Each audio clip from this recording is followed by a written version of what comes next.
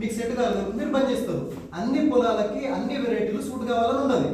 ఎవరికి ఏది సూట్ అయితే వాళ్ళు వేసుకుంటారు.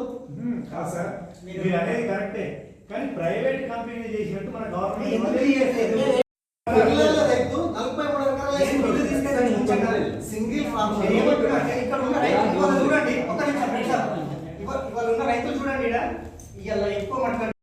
అన్న విషయం అర్థం చేసుకుని మనం నెక్స్ట్ ఏం పిచికారీ చేయాలని డిసైడ్ చేసుకోవచ్చు.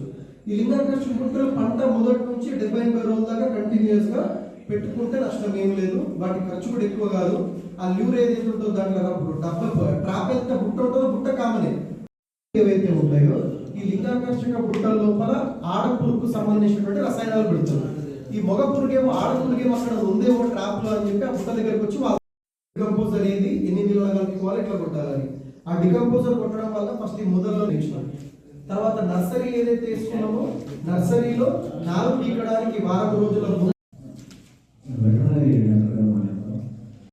కూడా మన లోపల ఏదైతే మొక్కలు పెంచుతామో ఈ మొక్కలు అనేవి కార్బన్ డైఆక్సైడ్ ని పీల్చుకొని ఆక్సిజన్ ని రిలీజ్ చేస్తాయి కాబట్టి అవి ఒక ఫిల్టర్స్ లాగా పనిచేస్తారు.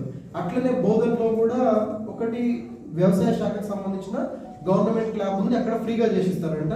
మీరు ఒక్కసారి బోధనలో కూడా కనుగొన్నాయి లేదు పైన మొత్తం అందరూ వరే సాగు చేస్తున్న మన మధ్యలో ఫస్ట్ ఆఫ్ ఆల్ మన నేల అనేది ఈ పంటలకి సూట్ అవుతుందా కాదా అని తెలుసుకోవడం కోసం రైతులు తప్పనిసరిగా వాళ్ళ నేలలు ఏవైతున్నాయో వాటిని సాయిల్ టెస్ట్ చేయించుకోవాలి.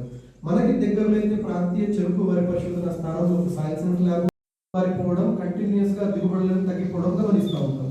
అటువంటప్పుడు మనకి ఎక్కడైతే ఛాన్స్ ఉంటుందో మనకి వేసుకోవడానికి అవకాశం ఉంటుందో అటువంటి పరిస్థితుల లోపల తప్పనిసరిగా పంట మార్పిడి అపరాల పంటలతో కానీ మన ప్రాంతాల లోపల అన్నింటిలో కూడా మొక్కజొన్న మరియు ప్రభుత్వం తలపెట్టిన రైతు ముంగిట్లో శాస్త్రవేత్తలు అనే కార్యక్రమంలో భాగంగా ఈరోజు పోచారం గ్రామంలో గ్రామ పంచాయతీలో రైతు సోదరులతోని ముఖాముఖి అవగాహన సదస్సుని నిర్వహించడం జరిగింది. ఈ సదస్సులో భాగంగా మన డాక్టర్ సాయి చైతన్య గారు అట్లాగే మేడం ప్రొఫెసర్ డాక్టర్ ప్రశాంతి గారు కూడా వచ్చారు. అట్లాగే మన వెటర్నరీ డాక్టర్ కూడా వచ్చి రైతులకు ఏదైతే మనం ఇప్పుడు ఖరీఫ్కు సమాయుత్తమవుతున్నామో పంట సాగుకు సమాయుత్తమవుతున్నామో దానికి సంబంధించి మొదట మనం పంట దుక్కి నుంచి లాస్ట్ చివరి వరకు పాటించే యాజమాన్య పద్ధతుల గురించి చెప్పడం జరిగింది. అట్లాగే రైతులకి కూడా వాళ్ళ సలహాలు సూచనలు వాళ్ళకు ఇంకా కావాల్సిన ఏంది అని వీటి ద్వారా కూడా మేము చర్చించడము.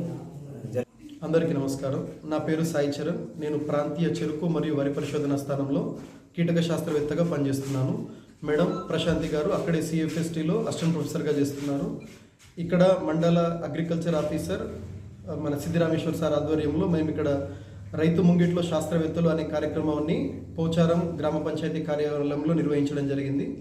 ఈ కార్యక్రమంలో భాగంగా రైతులకు కొన్ని ముఖ్యమైన విషయాల్ని మళ్ళొకసారి గుర్తు చేద్దామని చెప్పి ఈ కార్యక్రమం నిర్వహించడం జరిగింది. అందులో మొదటిది రైతులు పంటకి సిఫారసు చేసిన మేరకు మాత్రమే నత్రజని ఎరువుల్ని వినియోగించాలని, దాంతోపాటుగా కీటకాలని కానీ లేదంటే తెగుళ్ళని నివారించడం కోసం పిచికారీ చేసే రసాయనాలని బాధ్యతాయుతంగా మాత్రమే మార్చి పిచికారీ చేయాలని వివరించడం జరిగింది. పంటకి అందించేటువంటి సాగునీటిని కూడా బాధ్యతాయుతంగా అవసరం మేరకే నీటిని అందిస్తూ వరిలో అయితే ఆల్టర్నేట్ వెట్టింగ్ అండ్ డ్రైయింగ్ అనే పద్ధతిని పాటించాలని రైతు సోదరులకు సూచించడం జరిగింది. మరియు పంట విత్తనం కోసం కానీ లేదంటే మందుల్ని కొన్నప్పుడు వాటికి సంబంధించినటువంటి రసీదుల్ని కూడా జాగ్రత్తగా పంటకాలం పూర్తిగా అయిపోయేంత వరకు భద్రపరచుకోవాలని సూచించడం జరిగింది. వీటితో పాటు మన చుట్టూ ఉన్న పరిసరాల లోపల మొక్కల్ని పెంచి పర్యావరణాన్ని ఇంకా పచ్చదనంతో నింపాలని రైతు సోదరులందరినీ సూచించడం జరిగింది. కూడా రైతు సోదరులకు వివరించడం జరిగింది.